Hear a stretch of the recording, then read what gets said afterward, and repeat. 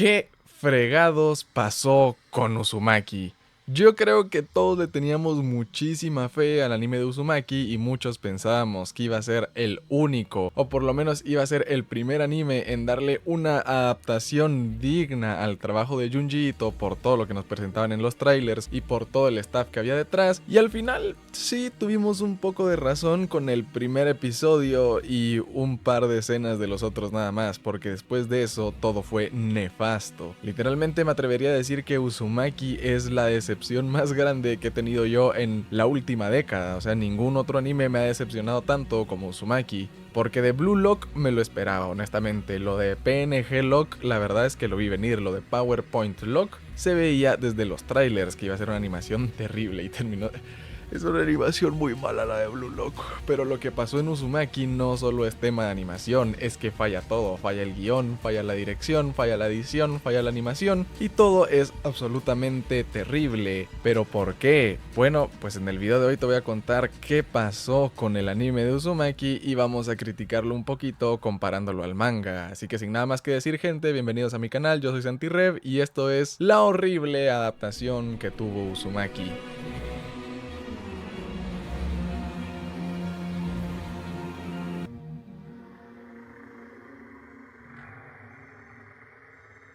Primero vamos a hablar un poco de por qué se siente tan terrible la serie, por qué ver el episodio 2 es prácticamente imposible y cuáles son las diferencias más sustanciales con el manga. Bueno, pues para empezar vamos a dejar algo claro, el primer episodio es excelente, es un muy buen episodio, es una muy buena apertura para toda la historia, y que sea el único buen episodio tiene sentido, pero eso te lo voy a contar más adelante. Vamos a hablar un poco de por qué es imposible de ver el episodio 2, el episodio 3 y el episodio 4. Bueno, el 4 ya es más o menos veíble, la verdad.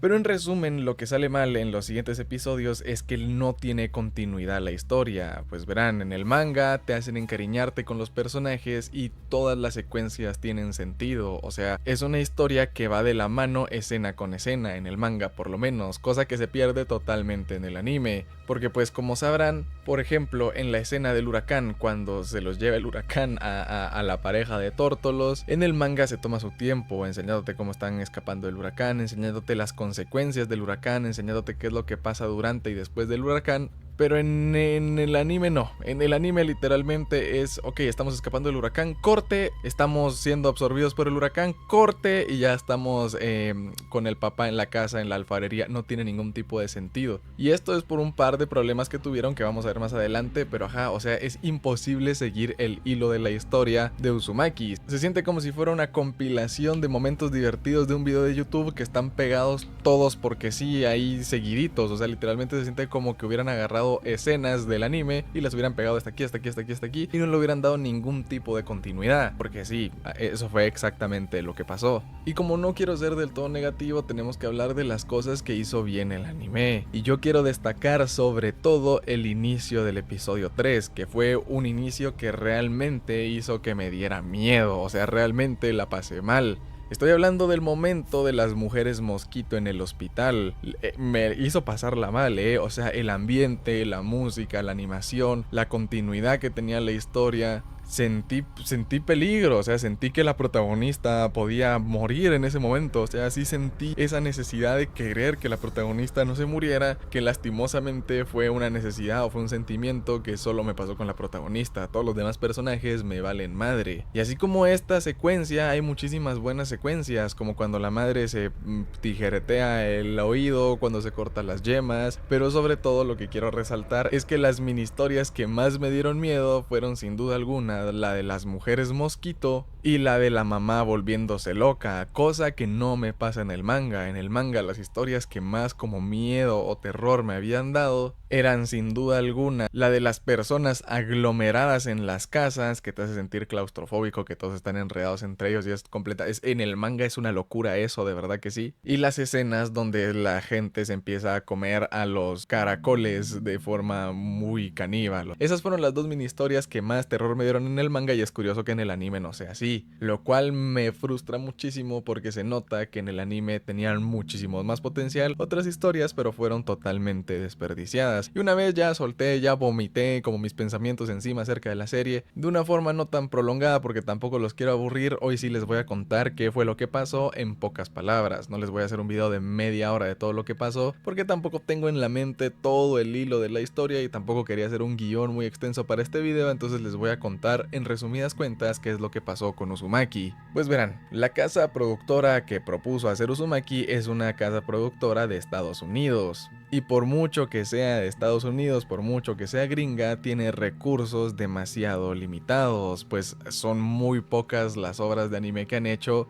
que tengan una calidad muy alta, y al tener tan pocos recursos es evidente que tenían muy pocos contactos para hacer una producción tan ambiciosa. Pero como lo querían hacer a lo grande, gastaron los recursos más importantes en dos grandes nombres de la industria: en el director de Aku no Hana o Las Flores del Mal, quien es nada más y nada menos que Hiroshi Nagama, o como se diga, Nagahama creo que se dice. Y este director tiene una forma muy peculiar de dirigir sus obras y una forma muy peculiar de animarlas, como pudieron ver, pues él graba con rotoscopio primero a los personajes IRL y ya después los pasa al plano de la animación, lo cual es una técnica que toma mucho más tiempo de lo usual y también es bastante cara. Y el segundo nombre que se llevó muchísimo presupuesto fue el director de sonido o el que hizo el soundtrack de Hereditary, que ahorita mismo no me recuerdo cómo se llama, pero si me recuerdo se los voy a poner en pantalla. Entonces tenemos estos dos grandes nombres: una persona que sabe hacer música que dé miedo, y la música en Uzumaki es una de las mejores cosas porque sí da miedito, sí da como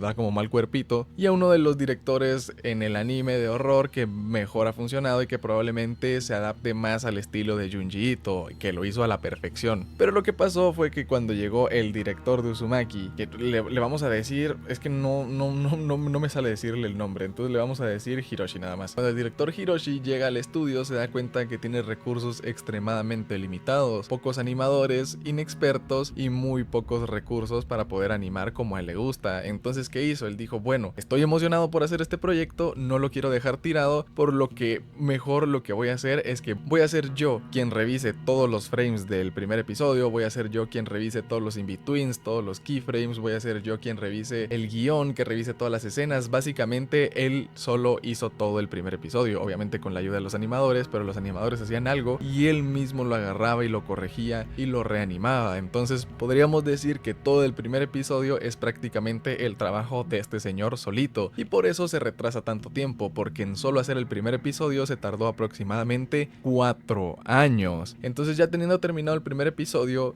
pues dispuesto a seguir trabajando, evidentemente quienes ponen el dinero para el anime no estaban muy contentos porque necesitaban sacarlo ya y generar ganancias de esta obra, porque si no iban a ser puras pérdidas. Entonces las empresas como Kodansha y estas distribuidoras de anime empezaron a poner presión y les pusieron una fecha límite, básicamente diciéndoles que si no lo sacaban esta temporada o se cancelaba la obra o solo sacaban el primer episodio o que trabajaran con lo que tuvieran. Entonces el señor Hiroshi se tarda 4 años en hacer el primer episodio y se da cuenta que tiene 2 o 3 semanas para hacer el episodio 2, 4 o 5 semanas para hacer el episodio 3 y un mes a lo mucho para hacer el episodio 4, por lo que el señor dice, ¿saben qué? Yo hice todo lo que podía, pero no quiero terminar en un fracaso, y se bajó de la producción, abandonó Uzumaki, que la verdad es totalmente comprensible, por lo que el estudio entró en crisis con Uzumaki y contrataron como a varios subestudios para que hicieran distintos episodios, y la verdad es que contrataron a un director que ni siquiera voy a decir el nombre porque es tan malo que ni siquiera se merece recibir el nombre. Contrataron a un director que lo que hizo fue agarrar todas las escenas una por una de lo que le iban entregando y solo las pegó, literalmente como que estuviera editando un video de YouTube, como que fuera yo ahorita al terminar de grabar el guión y que solo corto,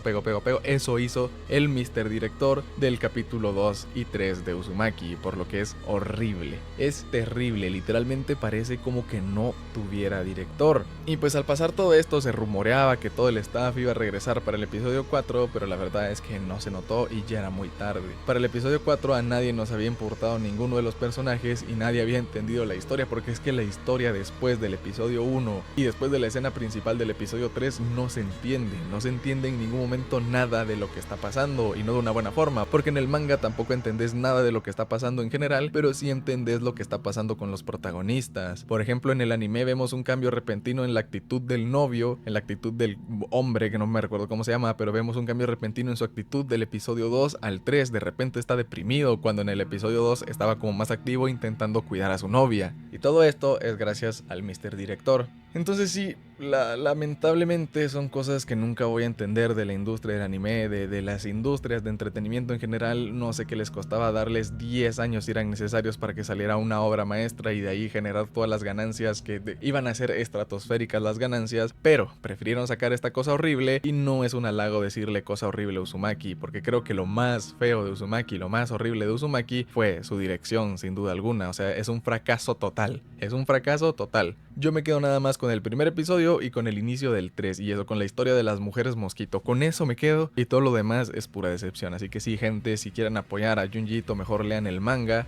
y sigamos levantando las manos al cielo para esperar que algún día algún estudio haga una adaptación digna de algún manga de Junji Ito. Ojalá sea Frankenstein, ojalá sea Indigno de Ser Humano, porque creo que son las obras que quedan con más potencial de traerlas al formato del anime. Y ojalá que Junji Ito no baje los brazos y siga teniendo fe en que algún día va a tener una buena adaptación al anime. Entonces, en resumen, esto fue lo que pasó, espero que me hayan entendido, y mi opinión en general es que Uzumaki fue un fracaso, fue horrible. Me encantó el primer episodio, me encantó las mujeres mosquito, como llevo repitiendo muchísimas veces, pero es literalmente lo único bueno que puedo sacar. Y aunque yo conozca la historia detrás del estudio y todo lo que pasó, no puedes decir, bueno, como pasó todo esto detrás del estudio, entonces vamos a valorar la obra de forma diferente. No, la obra se valora por lo que es. Salieron los 4 episodios, los vi y fue un fracaso. Me gustó porque habían pedazos salvables, pero al final mi nota, si le tuviera que dar una nota, le daría un 5 por el cariño que le tengo, pero realmente es una decepción total lo que pasó con Uzumaki. Y hablando de decepciones, tenés que saber que al final del manga de Jujutsu Kaisen, una decepción fue Sukuna. Así que si quieres ver por qué digo esto, te dejo un video en pantalla sobre los 5 personajes más poderosos después del final de Jujutsu Kaisen. Nos vemos ahí, gente.